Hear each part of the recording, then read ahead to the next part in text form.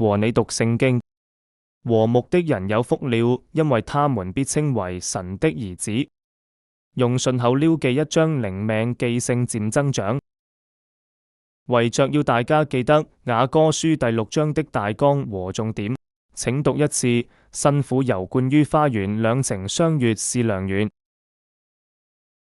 開始讀經前，一起祈禱，感謝天父讓我有讀經的時間，求聖靈加添能力遵行你的旨意，求耶穌赦免我所有的過犯。禱告奉耶穌名求阿們。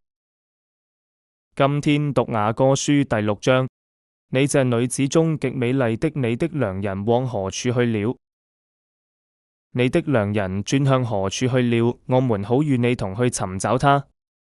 我的良人下入自己園中，到香花畦，在園內牧放群羊百合花。我捉我的良人，我的良人也屬我。他在百合花中牧放群羊。我的佳偶啊，你美麗如得撒，秀美如耶路撒冷，威武如展開旌旗的軍隊。求你調轉眼目不看我，因你的眼目使我驚亂。你的頭髮如同山羊群，我在基列山旁。你的牙齒如一群母羊洗淨上來，個個都有雙生，沒有一隻喪掉子的。你的兩太陽在帕子內如同一塊石榴，有60皇后80妃嬪，並有無數的童女。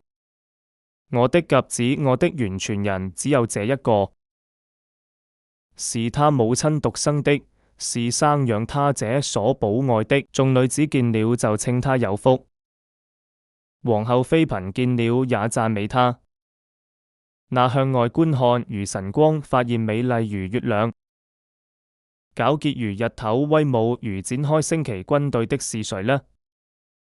我下入核桃園，要看谷中青綠的植物，要看葡萄發芽沒有，石榴開花沒有。不知不覺，我的心將我安置在我專長的車中。回來回來，書拉密女，你回來你回來，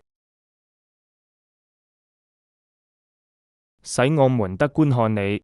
你們為何要觀看書拉密女，像觀看瑪哈念跳舞的呢？讀經完畢。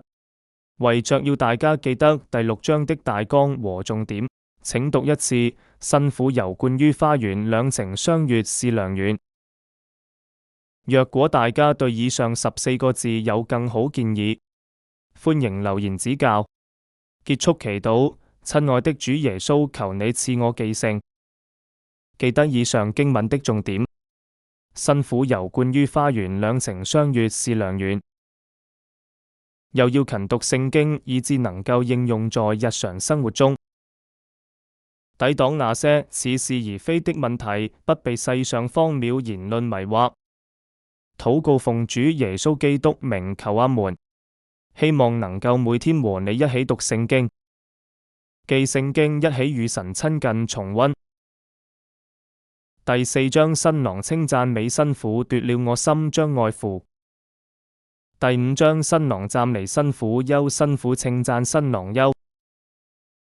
第6章，新婦遊灌於花園，兩情相悅是良緣。想一想，新婦如何遊灌花園呢？